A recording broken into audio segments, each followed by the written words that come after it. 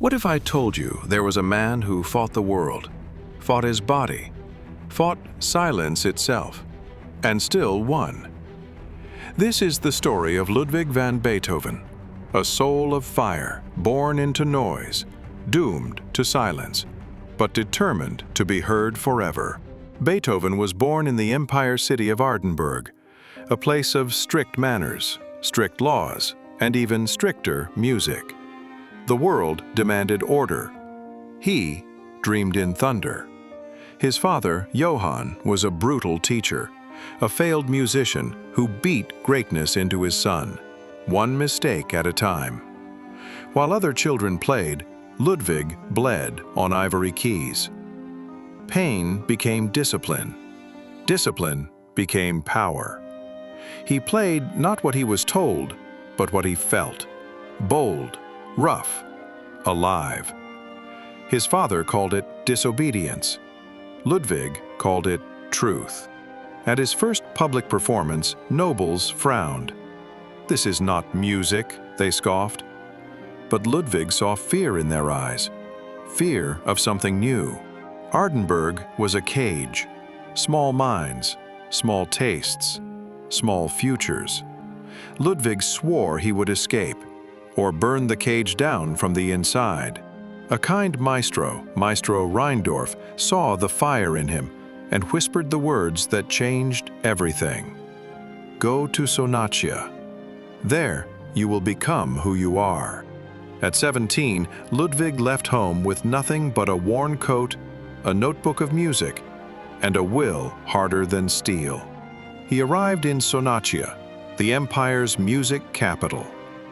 Golden halls, poisoned smiles, a battlefield disguised as culture. Ludwig played in Sonachia's grand salons, not gentle, not polite, but wild and alive.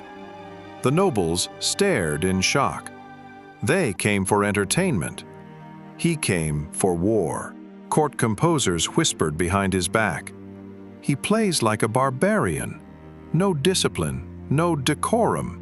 But what they feared was not chaos. They feared truth. While nobles doubted him, the streets adored him.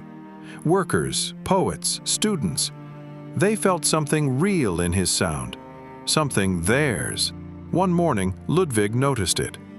A ringing that would not stop. A sound that wasn't there. The first crack in his world. He met Helena, brilliant, sharp, untamed. She heard not just his music, but his soul. For a moment, the noise faded. At a noble gathering, a rival challenged him to a duel. Piano versus piano. Ludwig crushed him, note by note, like a storm devouring a leaf. The applause roared, but Ludwig heard only the ringing, louder, heavier, merciless. His victory felt like defeat. The doctor whispered the unthinkable. "You are losing your hearing." Music, his weapon, his voice, his life, was slipping into darkness. Ludwig smashed chairs, tore pages, screamed at the ceiling. "If the world wants silence from me, it will have to kill me first." He hid his condition from the world, smiling, bowing, pretending to hear. Pride became armor. Secrets became poison.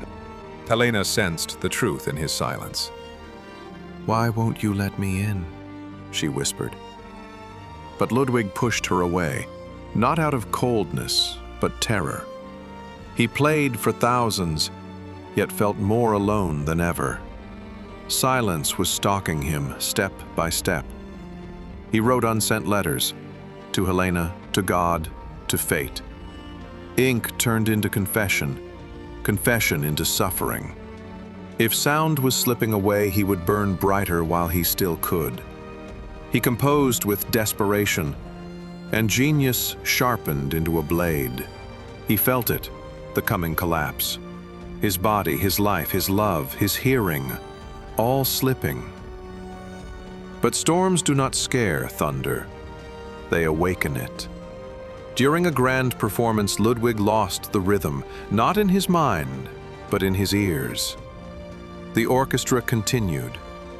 He stood in silence. Nobles whispered behind their silk fans.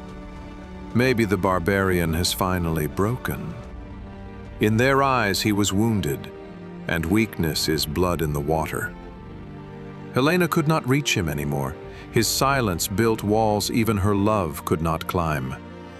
She left crying. He did not hear the door close.